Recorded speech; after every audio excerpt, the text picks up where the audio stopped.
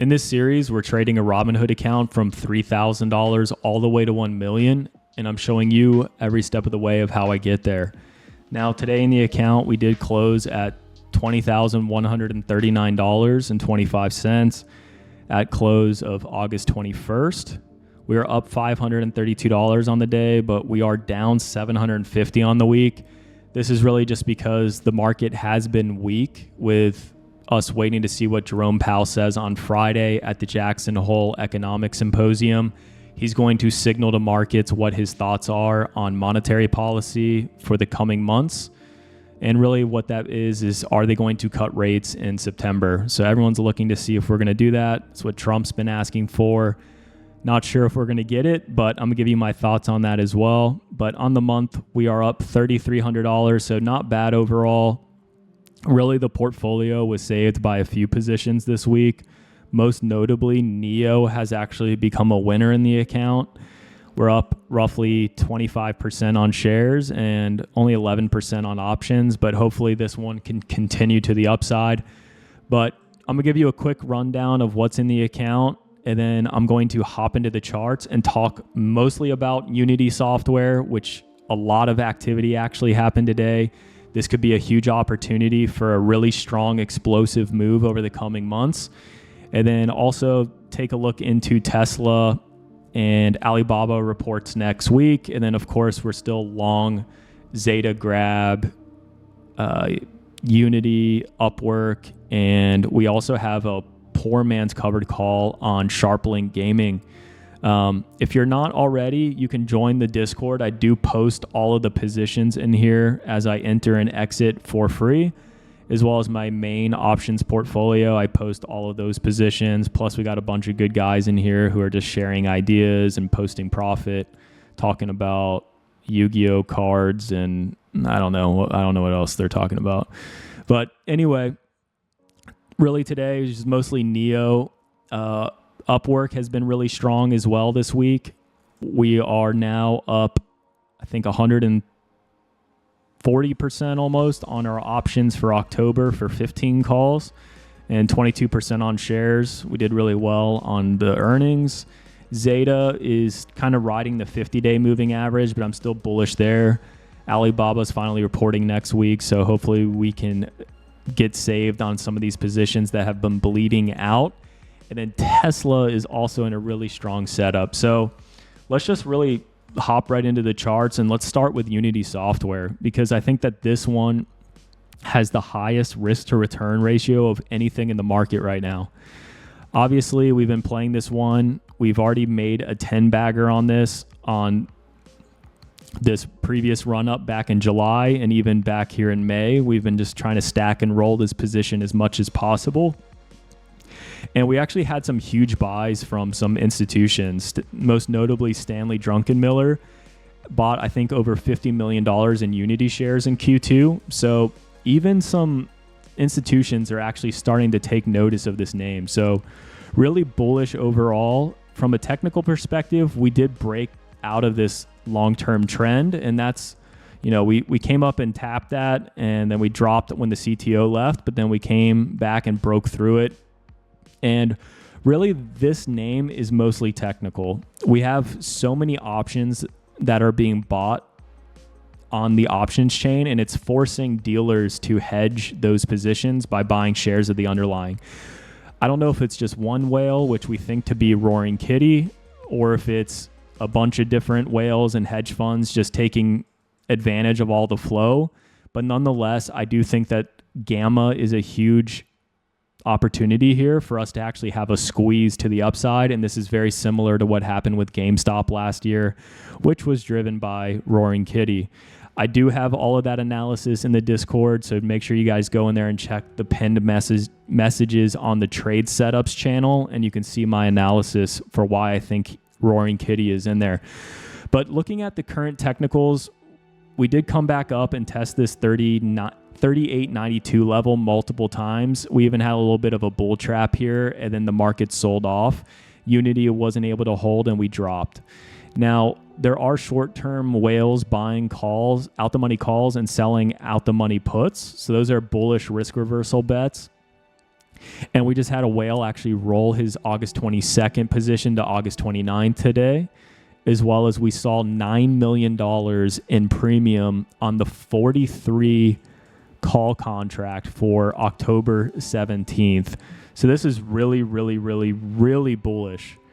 I can't express that enough. So this is the highest volume for today. You can see that there was almost 49,000 contracts traded on the 43, which are out the money call positions, right? So this is a really aggressive bet that in 2 months, Unity is going to cross 43, which actually lines up with one of my levels that I'm looking at.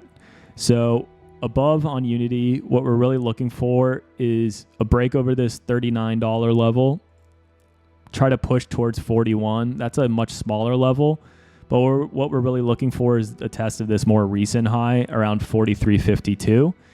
And as right now, we're kind of sandwiched at this 35.58 level. Obviously, if Jerome Powell's bearish tomorrow, then we could definitely fall back to 31. But because there's so much options volume on this 43 that it's really in your favor to buy the dip as long as this position remains open. Because what's going to happen is as price bounces again, the dealers are going to start buying back shares, and then it's going to just push price back up very rapidly. So we could see a lot of volatility on the price, but really what I'm hoping for is a move towards this $43 level. Options dealers, this is only like a 0.33 delta right now, which is like about $55 million that those contracts hold on shares of the underlying stock. So that's $55 million. But in the event that Unity gets over 43 by October 17th, dealers are going to hedge even more shares. And this $55 million could turn into around like $210 million, I believe, in hedge shares on the underlying price, which obviously is very bullish for the stock. So really just at least short term, what you could do is either just follow the same flow. You could try to front run it with some out the money September contracts, maybe a bit closer in the money, like 40, 42. You could even do spreads like 40 to 45, 42 to 47, because price could definitely push a little bit past this level.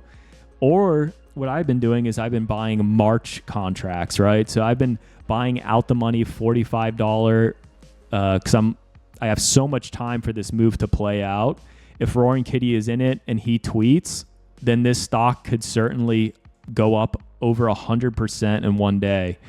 Right now it's at $36, depending on when he tweets. Just do the math on that. We're looking at maybe 70, maybe even over $100 per share if this gets picked up in social media, if he starts posting on Reddit his actual positions. I mean, there's only one person who's degenerate enough to buy $9 million in out the money call contracts, which are roughly 20% move. So this person is very bullish on this stock. Now, earnings are not until November. So I think earnings could actually be good for the stock. Like they could actually have a strong growth in Vector's platform. And I can show you what someone shared with Wildcard Games. This is Josh Chanley. He's the chief operating officer. And at Wildcard, they saw Unity's auction share rise 18% from Q1 to Q2. The earnings in Q2, they actually reported 15%. So it's pretty close in line with what Wildcard was seeing on their platform. But from March to June, they saw Vector surge 55%, which is their ad tech platform. So you can see that this chart here is showing Unity's ad share of auction revenue. And this is mainly just against AppLovin. And they're actually starting to grow pretty rapidly and take more market share. So Unity might actually have a very bullish earnings in Q3. And then obviously that could lead to price upgrades. That could just lead to more buying of shares. And because Roaring Kitty or some other hedge fund has all of these outstanding options, about 80 million on the January 30 calls for Unity. And now there's some even shorter term $9 million premium calls. And then you have these crazy out the money weeklies that are being bought in the 1 to 2 million range. That's just trying to bridge gamma and keep price elevated over time. So overall, this is starting to shape up a lot like what GameStop was looking like, but the only difference really is GameStop was mostly a short squeeze, where this one is more of a gamma squeeze. And the more that social media picks up this stock, the more that you can see a crazy explosive move to the upside. Next up, let's talk about Tesla. I deleted all of my lines here because really the most important line is what you're seeing here. This is the long-term trend from December highs through some more recent candle reactions. We did break out to the upside on higher volume. And since then, we've kind of seen a drop off in volume and prices headed lower. Now it has come back down to that 315 level and is trying to retest. So usually what happens when you have a breakout is people will start to take profit on this move. As that they're taking profit on the move, the price falls a bit lower. Eventually, people are done taking profit. Momentum traders step in and start to buy and push this to the upside, because what you're seeing here is a inflection point of a trend change, right? So on the longer term trend, Tesla has been in a downtrend, and now it's starting to try to break out and make new highs. And what we really saw from the April lows was, we broke out of this trend, we consolidated, we played this move, we pushed up to around 360 to 365, which is where this previous breakout was. Previous resistance, previous resistance, previous resistance. And really what I'm looking for here is for us to actually hold this level. So we had this like big consolidation pattern. We broke to the upside. Now we're starting to fall. What we're looking for is it to hold here, and then it's going to have a really strong explosive move to the upside. Even if you're looking at the moving averages, which let me delete some of these drawings here so you can see it a bit easier.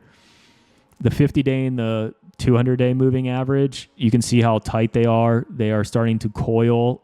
Price is compressing, and then you're going to have a wave, right? You're going to have a distribution. This is all accumulation, and then it's going to distribute either to the upside or to the downside.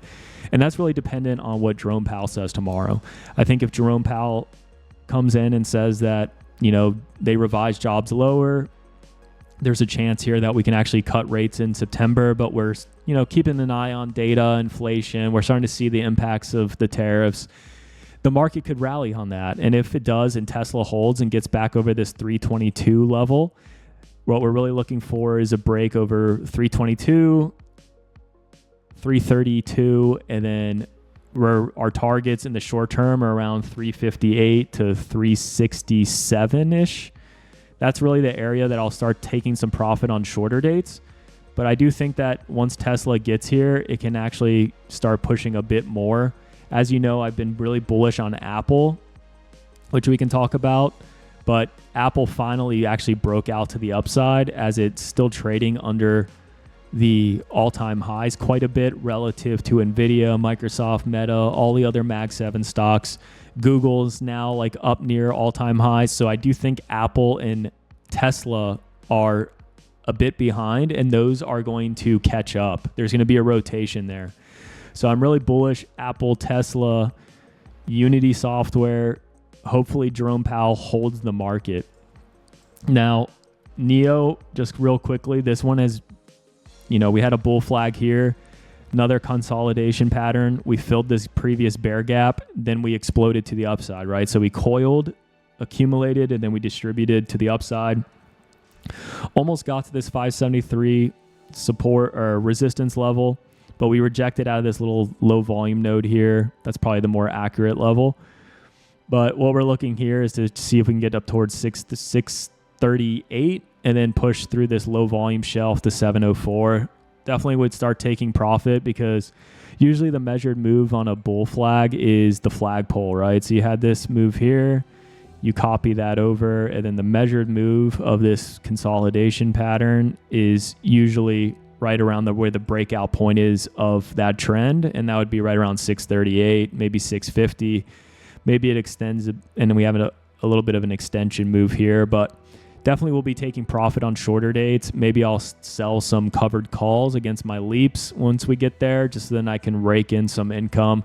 So that's really how I'm looking at protecting my position, making the most of it. Grab is kind of riding this 50 and 200-day moving average, which is really nice. Obviously, it sold off really well there, and we bought the dip. But really what I'm looking for is a push through this, what filled this gap, which is bullish. We want to push back into this gap. But really this bear gap has been standing here for 9-10 months now. So we want to make a push through there to 567. If we can hold over that level, then we're going to see an even stronger push to the upside. And I do think because there's no volume above on Grab, you can see it's going to move very quickly. So about a 3-year bottoming pattern, about a 9 or 10 month consolidation pattern. This stock is very coiled and ready to start pushing. Maybe we can get back up to that $10 level over time. Ultimately, very bullish on Grab. Next, let's talk about the market. So we can look at the S&P 500. And there's a more recent trend that it's tapped a few times here, right? So you see this uptrend. It came down and it tapped that level. It bounced. It came back down and tapped that level again. Now it's starting to fall a bit more. If Jerome Powell's bearish tomorrow, we're definitely going to break through this level, unfortunately, and head down to this more recent previous trend line that we've been trying to hold above since we broke new all-time highs. If we can't hold that level, then we're going to fall into this low volume gap. And that could be around like 609 to 613 on SPY, the same relative position. So I can show you that here. Right? So we have the same uptrend on SPY because it doesn't trade overnight. We actually never tap that level. So we have this gap that we've been defending. This is a bull gap, and price has bounced out of there a few times now. We might break through this if Jerome Powell is bearish, and then we'll probably head back down towards this 625 level, which is that same relative orange line that I just showed you on the S&P 500. And then, of course, this is also that low volume area all the way down to 608.54. But we could bounce out of this 613 to 614 level, which would be a retest of this previous all-time highs back in February. So that's what I'm looking for on the market, right? We're maybe going to break through here if he's bearish, or we're going to hold this area and we're going to bounce.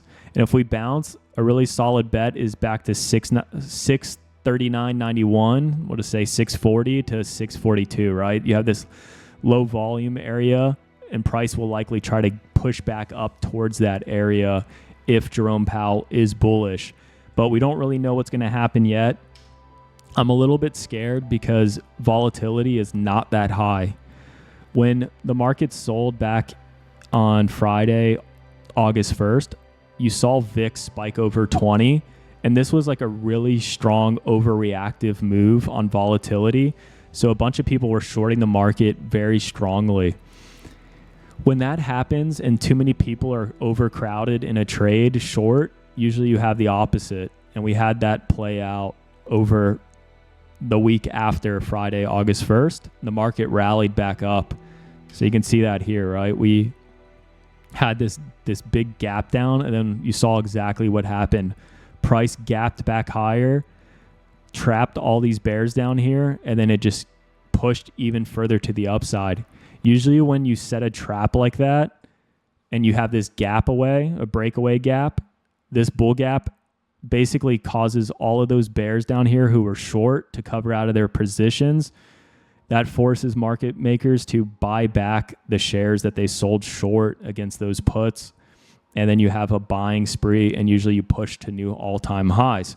So same thing could happen here. Maybe we gap down tomorrow. That would actually like that a lot. If we gap down tomorrow and before 10 a.m. Eastern Standard Time, Jerome Powell gets on, I'd probably buy some like zero-dated call contracts, because if the market gaps down, then it's likely that we're going to come back up and retest this trend line, or even break back over it if he's bullish. And if we break back over it if he's bullish, then we're going to see a move back to this gap. And over like the next week or so, we're more than likely going to break all-time highs, because all of the compression and volatility has to unwind. That's a little bit of a iffy statement right now, because volatility is not as high as where I'd like it to be. I wish volatility would be near 19 to 20. Maybe we get that by tomorrow's open. And if that happens, then it's more than likely that this is going to come back down and start trading towards 16 to 14. Overall, I am bullish. I think Jerome Powell, everyone's betting that the market's going to sell off. I'm bullish that he'll actually say that maybe they will cut rates because the jobs were revised much, much lower. Unemployment and jobs matter the most in the economy, not PMI, inflation, or any of those things. If people don't have a job, they're not buying anything and prices will go down. Demand will drop. So that's how I'm looking at Jerome Powell. That's why I think that he'll probably say like maybe we'll do 25 basis points. We're just going to monitor things closely and see what data brings in the first week of September when it's like CPI and everything else reports and jobs. So they're probably going to wait and try to hold out as much as possible, but he will make some comments about tariffs and how that might be inflationary.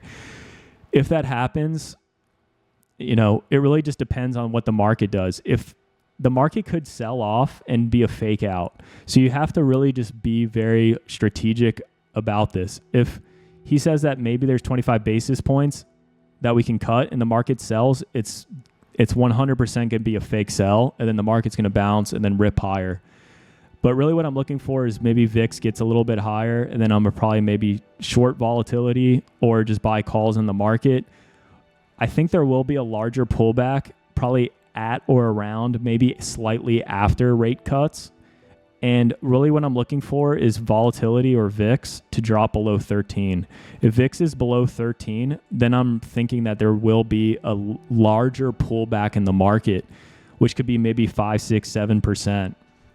So that's really what I'm looking for tomorrow with Jackson Hole. Obviously, it's a lot of if and then statements, but really just be careful. If there's a gap down in the morning, your probably best bet is to play calls. If there's a gap up in the morning, and it's probably best to short the market and see if it comes back down and test that green line.